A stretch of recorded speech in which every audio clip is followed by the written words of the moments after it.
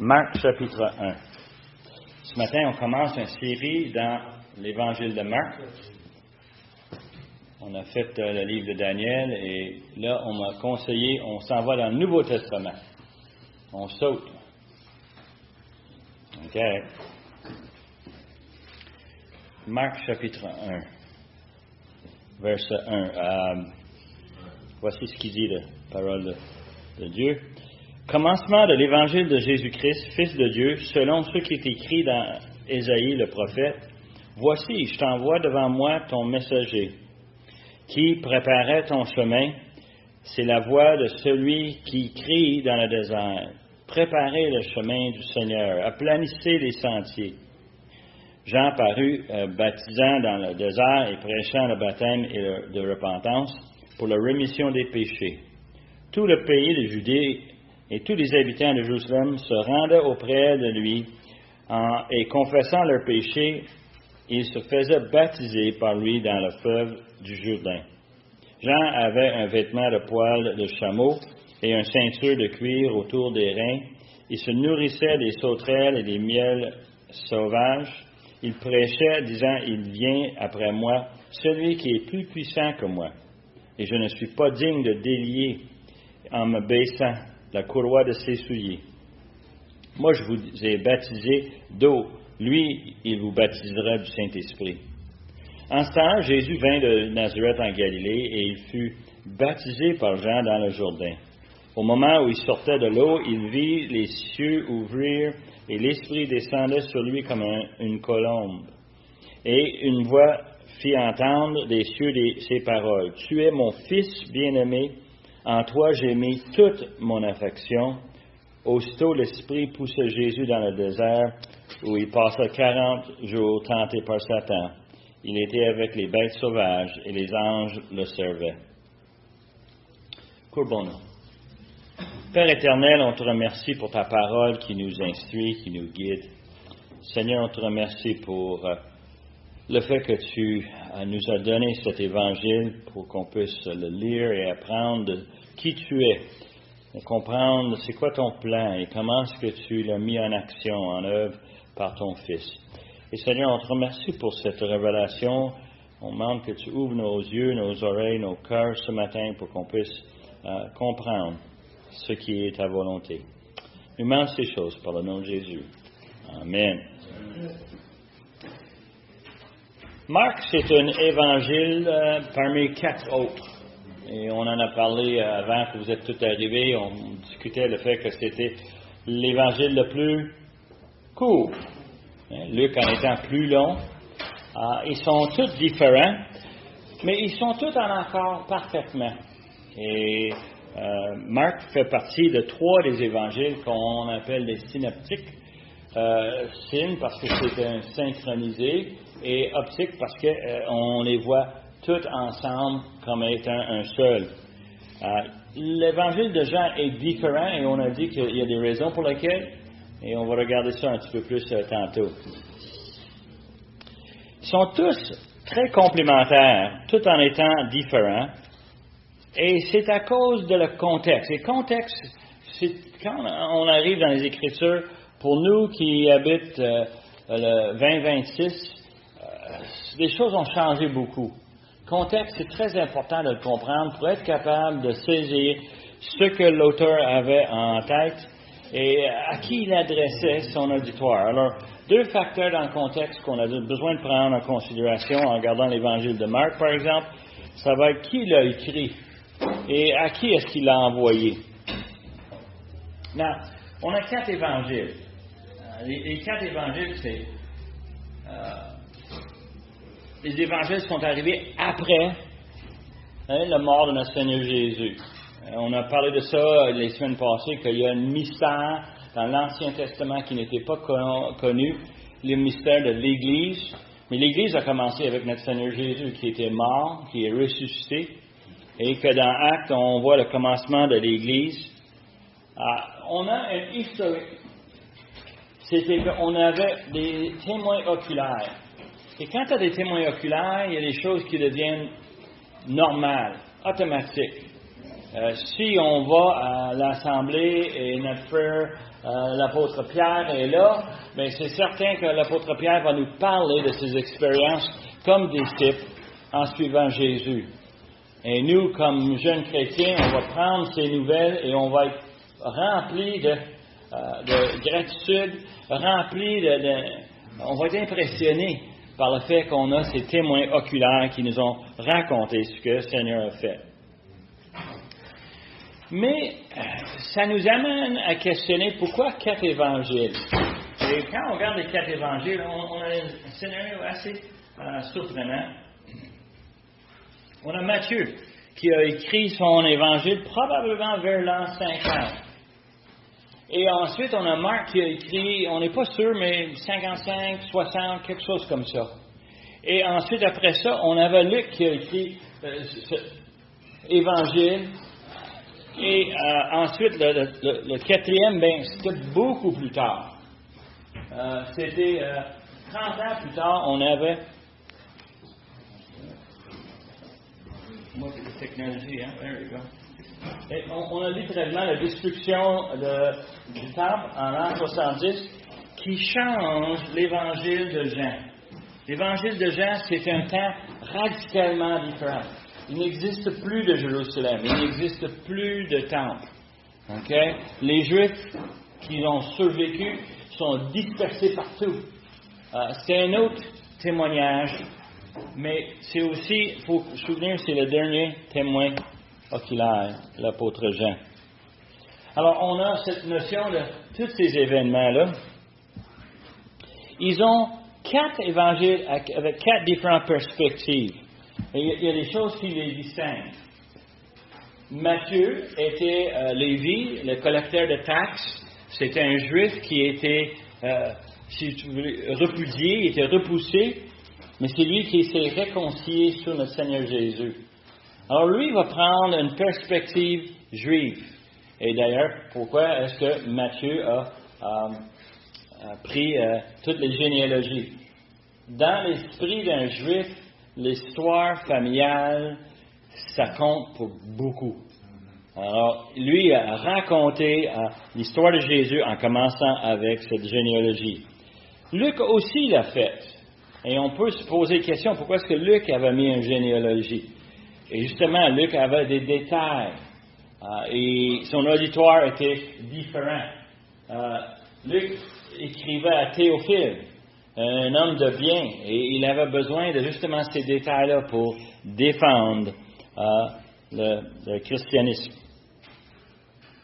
Et on avait aussi le témoignage de Jean.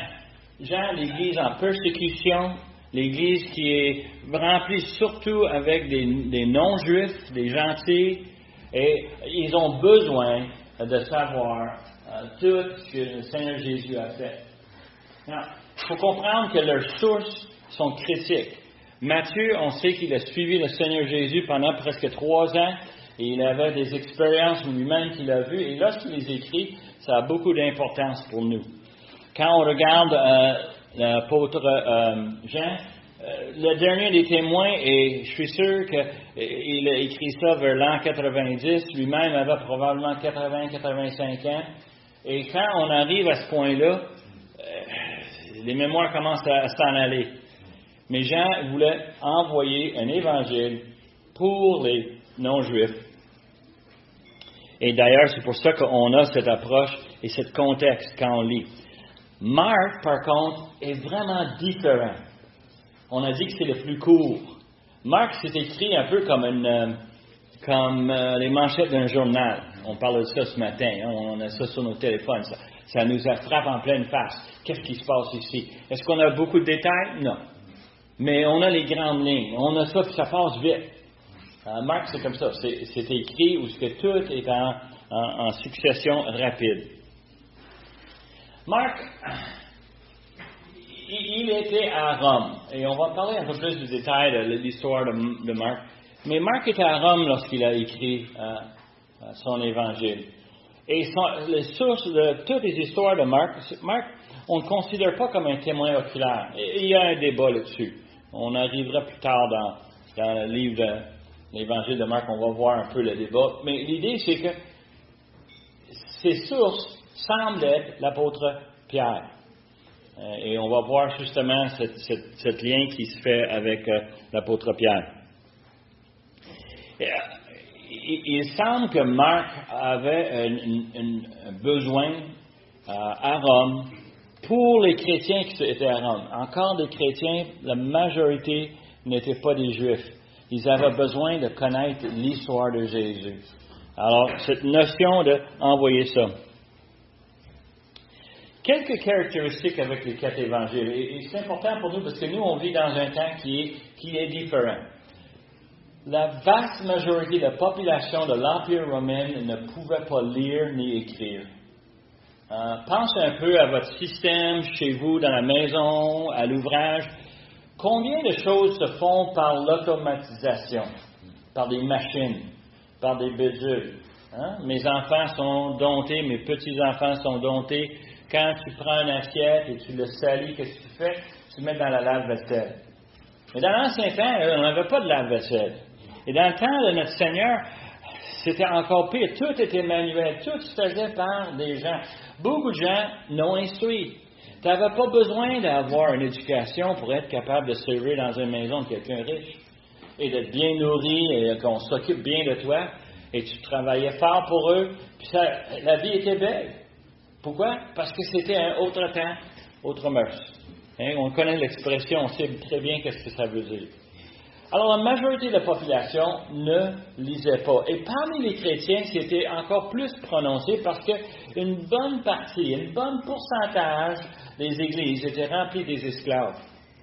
Des gens qui travaillaient pour leur maître, qui faisaient tout, mais qui avaient le privilège de prendre un peu de temps à aller se joindre avec les chrétiens. Et on avait besoin d'entendre l'Évangile. Ça prend quelqu'un qui va nous raconter l'Évangile. Et encore, l'importance du témoin oculaire est très urgente pour eux. C'est très facile de raconter des histoires, des fables, des mythes, mais ce qu'on veut voir, c'est les faits. Donne-nous les faits. Alors, de les documenter dans les évangiles était essentiel pour qu'on puisse pas les lire. Alors, les pères de l'Église nous parlent beaucoup des 4 évangiles, et c'est d'ailleurs une des raisons pour lesquelles on a accepté le fait qu'ils sont inspirés, c'est d'avoir justement cette acceptance qui était faite parmi l'Église primitive. Et on a cette notion ici que Marc était un qui était reçu comme ça. Now, comme j'ai mentionné, Luc et Marc n'étaient pas témoins oculaires. Très important quand on parle de leur source. Luc a eu l'information pour écrire son évangile d'où? D'où pensez-vous? De ceux qui ont connu Jésus-Christ. De ceux qui ont connu. Parce qu'il les a côtoyés. Justement, pendant les 2 ans que Paul était en prison à Césarée, Luc était là et il collectait des croyants dans la Palestine, des histoires. Et puis, il recevait plein de cette information. Et on peut voir où Luc avait beaucoup de personnes pour valider ces histoires. Alors, quand on a nourri les 5000, il y en a un qui en a parlé, il y en a un autre qui a parlé. Il a pris l'information de ses témoins. Et on voit clairement dans la façon qu'il écrit. Luc était un gars technique. Marc, lui, avait vraiment besoin d'avoir le témoignage de quelqu'un de proche. Et on va voir très rapidement c'est qui était son proche.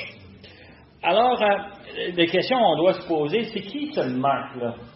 Alors, dans Actes chapitre 12, on a un passage où l'apôtre Pierre est arrêté, il est mis en prison. Hérode avait arrêté Jacques, le frère de Jean, et il l'avait enlevé la tête, il l'avait coupé avec une épée. Et il voyait que les Juifs aimaient ça, le fait qu'on les arrêtait, ces dirigeants de chrétiens. Alors, il a arrêté l'apôtre Pierre. Mais on lit que l'apôtre Pierre est libéré par un ange le soir. Et puis, il sort de la prison, toutes les portes s'ouvrent, toutes les chaînes tombent. Et il sort, et puis il est dans la rue. Et qu'est-ce qu'il va faire maintenant qu'il est libre? Acte 12, verset 10. Après avoir réfléchi, il se dirigeait vers la maison de Marie, la mère de Jean surnommé Marc, où beaucoup de personnes étaient réunies et priaient. Alors, suite à cet emprisonnement, l'apôtre Pierre il dit, je vais aller où est-ce que je sais qu'il y a des chrétiens qui prient pour moi, je vais aller là-bas. Et il va chez la maison de Marie, la mère de Marc. Alors, Marc semble avoir déjà un rôle, lorsqu'on a écrit les Actes des Apôtres, Marc avait déjà un rôle comme un jeune homme, avec sa mère avait une maison, et c'était un lieu de prière, et vous pourrez lire Actes chapitre 12 et voir toute l'histoire, comment ça se déroule. Dans ce même chapitre, on a l'apôtre Paul et son ami Barnabas qui ont descendu d'Antioche pour une réunion avec les anciens de l'Église de Jérusalem. Question doctrinale, est-ce qu'on doit être circoncis pour être un chrétien? Est-ce qu'on a toutes ces notions de la coutume juive, est-ce qu'on intègre ça dans l'enseignement des chrétiens? Ils arrivent, ils passent de temps avec eux, puis en repartant pour Antioche, ils amènent avec eux autres un jeune qu'on découvre plus tard, que c'est Jean-Marc. On amène Jean-Marc avec lui. Et les deux revenaient. La raison pour laquelle, Jean-Marc, on découvre, c'est le cousin de Barnabas. La famille, ça a beaucoup de rôle, la famille. Alors, on amène avec nous. Et d'ailleurs, on peut voir que c'est un jeune homme qui avait beaucoup de zèle et beaucoup de curiosité. Et eux autres, ils se voyaient comme étant un allié. Ils l'amènent avec eux autres. Verset 26, Barnabas et Saul, après avoir quitté de leur message, sans retourner de Jérusalem, emmènent avec eux Jean, surnommé Marc. Alors, ils retournent avec. Dans Colossiens 4, c'est là où on sait que Marc était le cousin de Barnabas. Okay? Quand l'apôtre Paul écrit aux Colossiens, il parle de Marc qui est le cousin. C'est un élément connu. Je ne sais pas vous autres, quand on fait du travail difficile, beaucoup de persécutions, c'est fun d'avoir des alliés sur lesquels on peut compter. Et parce que c'est la parenté de Barnabas, ça va être bon pour l'avoir comme missionnaire. Alors, ils partent sur leur premier voyage missionnaire dans Acte 13, 13 verset 13. Ils s'en vont dans l'île de Chypre. Et après, ils veulent quitter l'île de Chypre pour aller vers Asie mineure. Et qu'est-ce qui arrive, verset 13? Paul et ses compagnons sont embarqués à Paphos, se rendent à Perge en Pamphylie, ça c'est en Asie mineure. Et Jean se séparait d'eux et retournait à Jérusalem.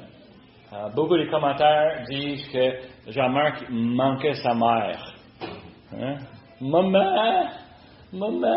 Il trouvait le voyage missionnaire difficile. Il avait beaucoup de persécutions par les Juifs. Et on voit que Jean-Marc les a quittés. Alors, peut-être parce qu'il est jeune. Peut-être parce qu'il est jeune. Peut-être parce qu'il ne savait pas dans quoi il s'embarquait. On ne sait pas exactement les détails, mais tu as raison. Il y a quelque chose dans Jean-Marc qui n'est pas prêt. Il n'est pas mûr encore. Là. Non. Mais pour qu'il puisse écrire l'évangile de Marc, il était intelligent. Il est très intelligent et on va le voir en action justement, tu as raison. Oui, il est intelligent, mais rappelle-toi aussi que le Seigneur l'a inspiré. Et ça, c'est l'autre affaire. Où est le Saint-Esprit dedans pour qu'il retourne à Jérusalem? Moi, j'ai l'impression que dans la vie, on fait des choix et Dieu va servir de nous, peu importe. Actes chapitre 15, on est rendu plus loin dans l'histoire. Et ils ont fait leur premier voyage missionnaire. Paul et Barnabas, ils sont revenus à Antioche, l'église qui les a envoyés. Et ils sont là. Et après quelques jours, s'écoutèrent, après lesquels Paul dit à Barnabas, « Retournons, visiter les frères dans toutes les villes où nous avons annoncé la parole du Seigneur pour voir en quel état ils sont. » Barnabas voulait amener aussi Jean, surnommé Marc. Il est revenu maintenant. Mais Paul jugeait plus convenable de ne pas prendre avec eux celui qui les avait quittés depuis la Pamphylie et qui ne les avait point accompagnés dans leurs œuvres. Ce dissentiment fut assez vif pour être cause qu'ils se séparent l'un de l'autre. Et Barnabas, prenant Marc avec lui, s'embarqua pour l'île de Chypre. Alors, Barnabas venait de l'île de Chypre. Et pour aller retourner là-bas, pour lui, c'était un peu comme aller chez lui. Ils avaient parti des églises, et il a amené Marc avec lui, ils sont retournés. L'apôtre Paul, lui, va partir vers le nord, il va aller dans l'Asie mineure, où il est allé avant, Derbe, Icône, et puis il va littéralement avoir 2 équipes qui vont travailler et non un, et à cause de justement cette différence d'opinion au sujet de Jean-Marc. Paul le voyait comme étant un défecteur, quelqu'un que tu ne peux pas compter sur lui, quasiment une traître. Mais 10 ans vont passer, et l'apôtre Paul va être rendu maintenant en prison, en Rome. Il va écrire des lettres, puis quand il écrit des lettres, Colossiens, Éphésiens, Philippiens, il va écrire ces lettres-là, aussi Philémon, et il y a quelque chose qu'on trouve dans ces lettres. Dans, par exemple, Colossiens chapitre 4, verset 10, « Aristarque, mon compagnon de captivité, vous salue, ainsi que Marc, le cousin de Barnabas, au sujet duquel vous avez reçu des ordres. S'il va chez vous, accueille-le. » L'apôtre Paul semble avoir changé d'idée. Il est en prison à Rome. Il est arrêté, il est tenu par des gardes dans une maison privée. Et il peut écrire des lettres, il peut recevoir des visiteurs. Et qui est avec lui? Aristarque et Marc. Ce fameux Marc qui était le traître 10 ans auparavant est maintenant compagnon. Et encore des années vont passer et Paul va se faire arrêter une 2e fois. On va le mettre en prison. Il va écrire son dernière lettre à son ami Timothée. 2 Timothée chapitre 4 verset 11. Tout le monde lui a quitté. Il est tout seul en prison, et plus dans une maison, mais vraiment dans une prison. Et il dit à Timothée, Luc seul est avec moi. Prends Marc et amène-le avec toi, car il m'est utile pour le ministère. Alors l'apôtre Paul a toute une autre opinion de ce Jean-Marc maintenant. Hein? Il est tout seul, un peu découragé. Il a besoin de son ami Timothée. Et Timothée, amène Marc. Il est tellement utile. Et ça, c'est funny. C'est vraiment drôle quand tu penses. Marc, qui était le défecteur, maintenant, c'est quoi? C'est l'utile pour le ministère. Et c'est cette Marc qui a écrit l'Évangile. Et je pense qu'il faut comprendre l'arrière-plan. Marc, qui était jeune, inexpérimenté, peut-être faible, est maintenant rendu quelqu'un qui est utile, il connaît le ministère, il connaît l'apôtre Paul, il connaît bien l'apôtre Pierre, et on va voir ça parce que l'apôtre Pierre parle dans ses lettres de son fils Marc. Il l'appelle son fils. Alors on voit cette situation pas mal plus rapprochée avec l'apôtre Pierre. Le désir d'avoir les témoignages oculaires les pousse à ce qu'on peut avoir justement ce témoignage écrit dans 4 évangiles, 4 différents auditoires, 4 différents auteurs. Et Marc, c'est spécial. Alors, si on regarde le passage devant nous, okay, Marc chapitre 1, on regarde le premier passage, et qu'est-ce qu'on découvre? C'est le commencement de l'évangile de Jésus-Christ, Fils de Dieu. Je trouve ça excellent comme départ. On déclare la partie la plus évidente, c'est le commencement. On est à bonne page. Okay? On commence avec le commencement. Alors, c'est drôle parce que Marc ne nous raconte pas la naissance de Jésus. Il ne nous raconte pas les anges qui ont visité Marie, qui a visité Joseph, qui a visité le père de Jean-Baptiste. On n'a pas toutes ces histoires préalables. On a directement cette notion ici, le témoignage, okay, l'évangile de Jésus-Christ. Now, l'évangile, c'est un mot évangélion. C'est un mot qui veut dire bonne nouvelle. Et on pourrait dire, hey, j'ai des bonnes nouvelles pour toi. Devine quoi? Hey, on a trouvé le repas pour midi. Hey, c'est des bonnes nouvelles, on va manger. Hey, c'est une bonne nouvelle. c'est pas exactement une petite bonne nouvelle. L'Évangile veut dire c'est une grande nouvelle, quelque chose de majeur. Dans l'Empire romain, on se servait de ça quand, par exemple, un empereur va annoncer une déclaration. On mettait dans le latin que c'était pour être un évangile, une bonne nouvelle. Quelque chose qui venait d'en haut, quelque chose d'important, qui va transformer votre vie. Quelque chose de radical. Alors, quand Marc se sert de ce terme ici, c'est parce qu'il veut dire que c'est une bonne nouvelle. Et comme on parlait avant même la session ce matin, on parlait de quoi? L'événement le plus grand, c'est quoi? L'arrivée de notre Seigneur. Et ça, c'est vraiment spectaculaire. Alors, Marc commence avec justement cette description. Et il dit, c'est l'évangile de Jésus. Mais il dit d'autres choses. Et nous, on est vraiment habitués à cette expression, Jésus-Christ. Et une des choses que moi j'ai découvert la semaine passée, j'ai trouvé ça quand même fun à y penser. Moi, j'ai toujours pensé depuis mon enfance que Jésus, c'est Jésus-Christ. Mais c'est pas son nom. C'est pas son nom. Danny Côte-Noire, ça c'est mon nom. OK? Vous avez un nom qui vous a été donné par votre famille, par vos parents. Vous avez un nom qui vous est donné. Jésus, c'est son nom. Ça veut dire quoi en hébreu? Ça voulait dire Dieu sauve. Yeah. Mais on l'appelle aussi Yeshua dans la langue. Exact. Yeah. Mais nous, on le traduit en français Jésus. Jésus. Christ veut dire Messie. C'est ça. Et le terme hébreu, c'était Josué. Jésus, Josué, ça venait de la même racine. Mais le mot Christ, ce n'est pas un nom, c'est un titre. OK?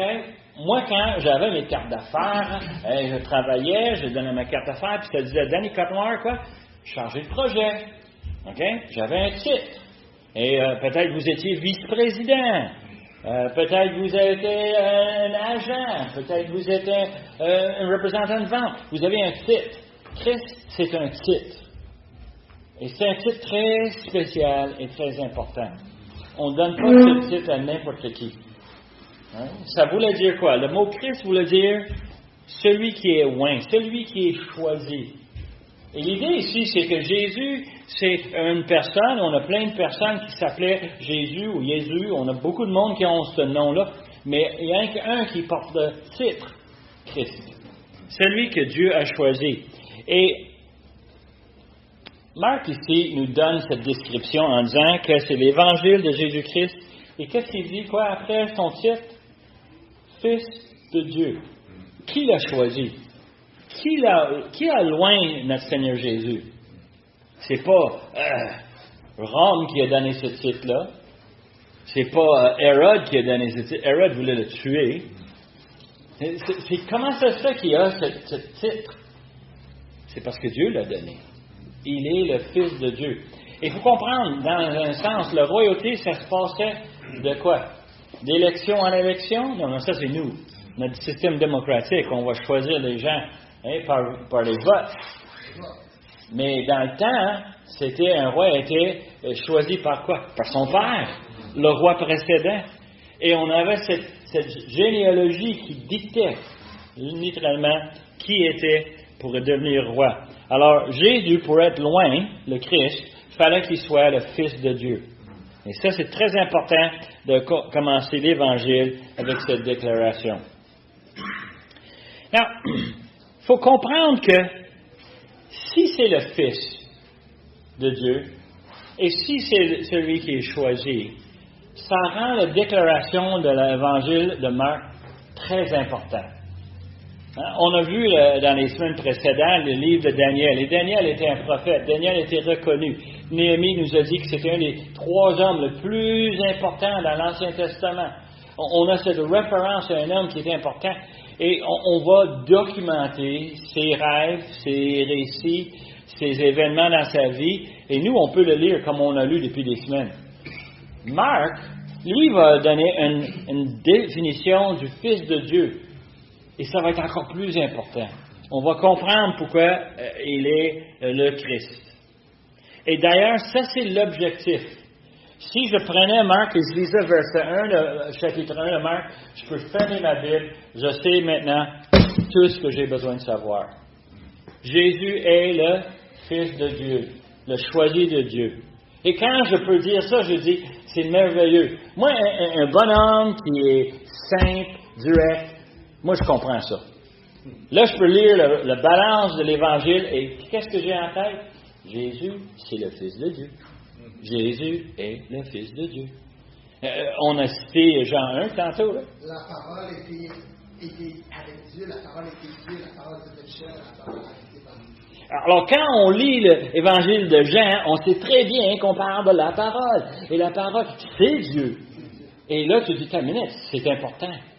Quand je lis l'Évangile de Jean, c'est critique. C'est une déclaration essentielle pour la vie éternelle.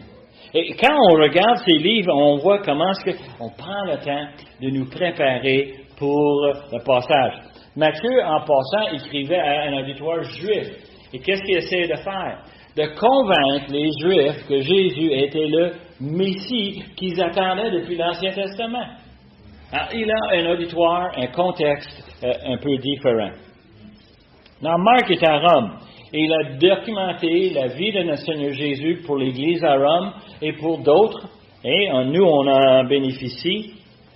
Mais il va citer, verset 2, Ésaïe, et sans le dire, il va aussi citer Malachie. Okay? Et lorsqu'on voit cette notion, on a l'idée d'un témoignage qui est vérifié par deux témoins. Est-ce que vous avez déjà entendu cela? Peut-être dans d'autres messages, vous avez peut-être entendu les derniers. Les Juifs n'acceptaient jamais une accusation sans quoi? Deux témoins. Et Marc, il a eu son information de l'apôtre Pierre et il va dire, on a des témoins qui nous ont donné des prophéties et maintenant on peut voir Jésus-Christ dans la lumière de ces des deux prophéties. Voici, j'envoie devant toi mon messager qui préparait ton chemin. C'est la voix de celui qui crie dans le désert. Préparez le chemin du Seigneur. Aplanissez ses sentiers. Ah, c'est qui ça en passant? Il parle d'un messager. C'est qui le messager? C'est-tu Marc qui est le messager? C'est Jean-Baptiste. Yeah. Je suis là-bas dans le désert qui témoigne la unité. Et d'ailleurs, Jésus l'a décrit comme étant le plus grand des prophètes. Pourquoi? Mais les autres annonçaient toutes sortes de choses. Normalement, c'était un châtiment, une punition sur Israël pour leur désobéissance, pour leur idolâtrie. Mais Jean-Baptiste avait quelque chose de beaucoup plus important à annoncer. Qu'est-ce qu'il annonçait? Marc 1:1. Jésus-Christ s'en vient. Et il annonce l'arrivée de celui qui est choisi par... Alors, on voit que Jean-Baptiste avait un rôle pas mal plus important. C'est lui qui était celui qui dévançait le Messie. Now, Jean parut, baptisant dans l'eau, prêchant le baptême de repentance pour la rémission des péchés. Tout le pays de Judée et tous les habitants de Jérusalem se rendaient auprès de lui et confessaient leurs péchés et se faisaient baptiser par lui dans le fleuve du Jourdain. Nous, comme baptistes, on voit ce passage-là, puis on dit quoi? Yeah! Hein, c'est bien ça! Mais comme juif, il faut comprendre que c'est pas ça l'histoire. Nous, on a des baptêmes et on trouve ça une célébration épouvantable, n'est-ce pas? Quelqu'un qui donne sa vie au Seigneur, qui veut le suivre maintenant, il se présente, il veut le démontrer par un baptême, c'est donc merveilleux. Pour un juif, le baptême, c'était pour les prosélytes. Un prosélyte, c'était quelqu'un qui n'était pas juif, quelqu'un qui venait de l'extérieur, un étranger, mais qui voulait suivre l'Éternel, qui voulait suivre la loi. Et il faisait une déclaration publique où il se faisait baptiser pour démontrer qu'il laisse ses habitudes païennes en arrière pour maintenant suivre l'Éternel. Il confesse son péché pour venir. Mais ici, dans le passage, ce ne sont pas les étrangers qui viennent. Qui viennent? Les Juifs. Les Juifs de Judée, les Juifs de Jérusalem, ils venaient et écoutaient la parole de Jean-Baptiste, touchés dans leur cœur. Qu'est-ce qu'ils faisaient? Confessaient leurs péchés, se faisaient baptiser pareil comme un païen. Et Jean est en train d'annoncer, préparez-vous pour le Messie qui s'en vient. c'est temps de délaisser tout ce qui est païen en arrière. On suit l'Éternel maintenant, parce qu'il va nous envoyer son roi choisi. Alors, le baptême ici, c'est un baptême étrange. Et tu peux voir où est-ce que ça a causé beaucoup de problèmes dans la culture juive. Les pharisiens, les sadduciens vont descendre pour examiner. Jean-Baptiste va les attaquer. Il va leur dire, qu'est-ce que vous faites pour venir ici? Et littéralement, est-ce que vous voulez vous repentir de vos péchés? Jean-Baptiste était vraiment rempli de Saint-Esprit lorsqu'il partageait ces nouvelles. Alors, verset 6, Jean avait un vêtement de poil de chameau et une ceinture de cuir autour de ses reins. Il se nourrissait de sauterelles et de miel sauvage. Il prêchait, disant, « Il vient après moi celui qui est plus puissant que moi, que je ne suis pas digne de délier en me baissant la courroie de ses souliers. Moi, je vous ai baptisé d'eau, il vous baptisera du Saint-Esprit. » Moi, quand j'étais un petit garçon et on lisait ce passage, je trouvais ça un peu bizarre. Pourquoi est-ce qu'on décrit son linge? À quoi ça sert un poil de chameau?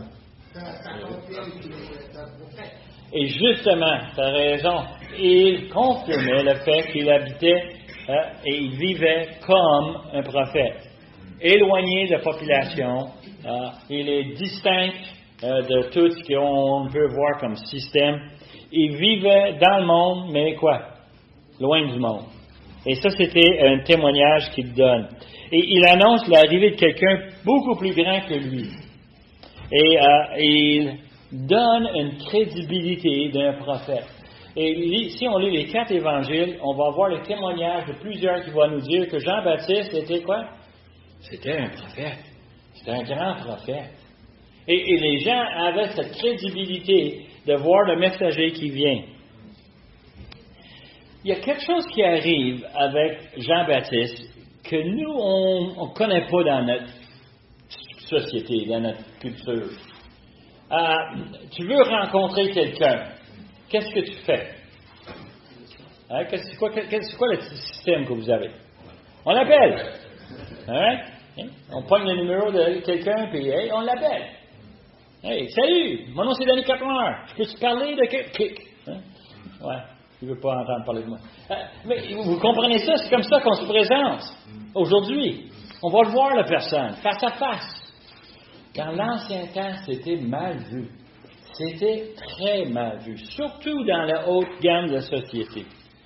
Combien de vous ont lu les livres de Jane Austen? On appelle ça des histoires de période passée, 1700, 1800. Et dans la noblesse, on ne se présente jamais à un inconnu. Jamais. Il faut se faire quoi? Introduire par quelqu'un de crédible. Alors, si je connais quelqu'un qui connaît le prince, ben je vais lui demander de me présenter. Et il va m'amener devant le prince, et puis il va dire, je vous présente Danny Petnoir. Et là, maintenant, on a une relation, on peut se parler, et moi, je peux écrire des lettres au prince. Ah oui, celui qu'on m'a introduit par l'entremise intermédiaire quelconque. Et il fallait qu'on ait quelqu'un crédible pour nous identifier. Et justement, Marc prend ce rôle. Il dit, Jean-Baptiste, son rôle, c'est de venir annoncer le Messie. Parce que si Jésus arrivait et disait dans le temple, je suis le Messie, le monde il aurait continué à marcher avec leurs offrandes et leurs traditions. Il y a un fou devant notre porte qui s'annonce comme Messie. Mais non, maintenant, on a quelqu'un qui remplit la prophétie d'Ésaïe, de Malachie, qui nous dit, hey, voici quelqu'un qui arrive, qui prépare le chemin. Hein? Le messager, le choisi, oui. Et en ce temps-là, verset 9, Jésus vint de Nazareth en Galilée et il fut baptisé par Jean dans le Jourdain. Now, Marc, il donne ce détail-là et pour une personne à Rome, c'est pas grand-chose. Pourquoi? Parce que Nazareth, c'est un petit village. C'est un petit village, c'est pas une ville d'importance. Jésus était de Nazareth, il venait d'une ville qui était mal vue de la part des Juifs. Jamais rien sort de Nazareth de bien. Et il l'identifie. Et il arrive, et Marc il dit, il fut baptisé par Jean dans le Jourdain. En lisant les autres évangiles, on découvre que Jean a une certaine hésitation. J'ai ça avec Jean 6. La réalité, c'est qu'il ne voulait absolument pas baptiser Jésus. Et vous savez maintenant pourquoi. Parce que le baptême, c'était pour les pécheurs. Et Jean-Baptiste sait que le Messie n'est pas un pécheur. Il n'a pas besoin de baptême. Il n'a pas besoin de venir et passer cette étape-là. Et Jésus lui a repris en disant quoi? Je dois me faire baptiser. C'est la volonté de mon Père. Et moi, je vais accomplir la volonté de mon Père. Et on va faire cela. Et Jean le fait de reculons. Il va baptiser Jésus. Moi, je pense que le baptême, c'est je meurs à ma vie de mortel. Le baptême annonçait pas mort, mais par une résurrection. Parce qu'il fallait qu'il s'identifie comme un pécheur, même s'il n'était pas. Il fallait qu'il meure comme un maudit et qu'il ressuscite. Est-ce que vous avez bien compris cela? Parce que c'est clé. Pourquoi est-ce que Jésus se faisait baptiser? Pas parce qu'il était pécheur, mais parce qu'il fallait, dans le plan de Dieu, s'identifier avec l'humanité. Moi, j'ai besoin d'un homme pour prendre mes péchés. Ce n'est pas un ange qui peut faire ça. Okay? Ce n'est pas un démon qui peut faire ça. C'est un homme. Et Dieu avait un plan d'envoyer son Fils dans le monde, vivre comme un homme, pour que moi je puisse avoir sa perfection devant l'Éternel et que mes péchés soient sur son dos devant l'Éternel. Ça a besoin justement de s'identifier. Lorsqu'on se fait baptiser, une des choses que nous ici à l'Église, les anciens, on a cette politique, quelqu'un qui va se faire baptiser, c'est parce qu'il veut s'identifier avec qui? Bien, avec nous. Alors, c'est très normal que quelqu'un va se faire baptiser, qui va suivre le cours de membre, et il va devenir membre de l'Église. C'est normal. Pour nous, c'est la bonne chose à faire. On s'identifie. Jésus, quand il se fait baptiser, c'est pas pour à cause de ses péchés, il n'y en avait pas. Il n'y en avait pas de péché. Mais il voulait s'identifier avec l'humanité. Et ça, c'est exactement ça, ce point-là. Et on voit ici notre Seigneur qui veut faire tout comme c'était prévu. Et pour, je dirais, le glaçage, le cerise sur le gâteau, arrive à verset 10. Parce que quand il sort de l'eau, au moment où il sort de l'eau, il vit des cieux ouvrir, l'Esprit descendre du ciel sur lui comme une colombe. Et une voix fit entendre avec ces paroles, « Tu es mon Fils bien-aimé, en toi j'ai mis toute mon affection. » Aussitôt, l'Esprit poussait Jésus dans le désert. Et on a cette image de Jésus se faire baptiser et qu'aussitôt que c'est fait, la Trinité est là et la Trinité est en accord. Et quand je te dis que, Marc, là, les premiers versets de Marc sont peut-être les plus importants. Parce que tout à coup, je vois Jésus qui est confirmé par la présence du Saint-Esprit sur lui, qui est confirmé par la parole du Père, qui parle, qui dit quoi? Tu es mon Fils bien-aimé. Quelqu'un qui veut te confronter avec le fait que la Trinité n'existe vraiment pas, amène-y dans ce passage-là. Radote-lui cet évangile, cette bonne nouvelle. Dieu a envoyé son Fils, le deuxième membre de la Trinité, et son Saint-Esprit est venu avec lui. Et le Père l'a confirmé. Et quant à ça, tu dis, j'ai-tu besoin de plus que ça? Non. Et comme enfant de Dieu, c'est encourageant. Quelque chose que j'ai mentionné tantôt, je vais le répéter encore. On a parlé d'Ésaïe et Malachie comme étant deux prophéties que Marc va citer, deux témoignages. Qu'est-ce qu'on a à la baptême de Jésus? Mais on a aussi deux témoins de la divinité de Christ. Okay? Les deux témoins, c'est qui? Le Saint-Esprit qui descend sur lui, numéro 1, puis le Père qui l'annonce. Deux témoins encore.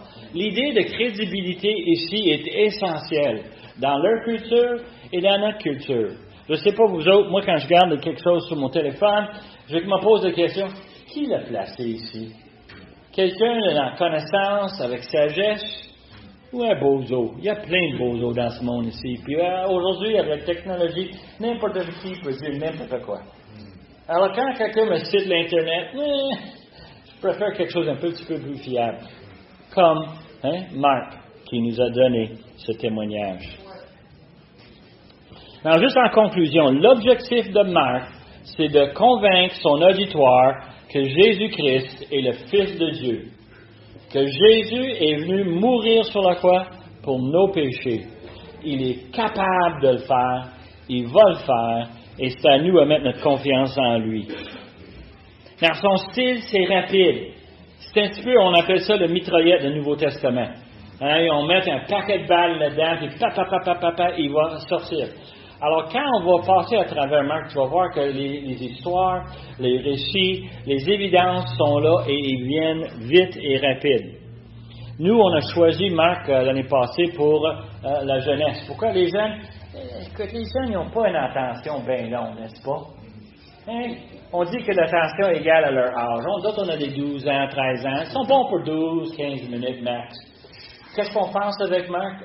Je peux te dire, Jeff, t'es bon, on aime beaucoup enseigner ça. Pourquoi? Parce que les histoires sont courtes, elles sont directes. Tu es pécheur, tu as besoin d'un sauveur. Jésus est sauveur. Hey, c'est fun d'enseigner ça. Et tu peux voir que quand on va le lire, ça va nous frapper. On peut le lire et c'est événement par-dessus événement qui appuie le message. Jésus est le Fils de Dieu. Nous allons voir Jésus en action dans les semaines à venir et j'ai hâte à la semaine prochaine. Courbons-nous. Père éternel, merci pour ton serviteur Marc. Un homme qui était questionnable, mais que toi, tu as travaillé dans son cœur et tu l'as rendu utile. Tellement utile que nous, 2000 ans plus tard, on lit son témoignage et on est émerveillé de savoir que tu lui as confié la bonne nouvelle. Et Seigneur, c'est avec ce même sentiment que nous, on quitte ce matin, qu'on retourne dans nos foyers, on retourne à nos emplois, à l'école. Et Seigneur, sers-toi de nous pour apporter cette bonne nouvelle. Jésus est le Fils de Dieu. C'est pas un homme comme n'importe quel, mais un homme très spécial, choisi pour une tâche très importante. Seigneur, on te remercie pour ce témoignage, on te remercie pour notre temps ensemble. Prépare nos cœurs maintenant pour l'adoration qui vient. Demande ces choses par le nom de Jésus, notre Sauveur et notre Maître. Amen.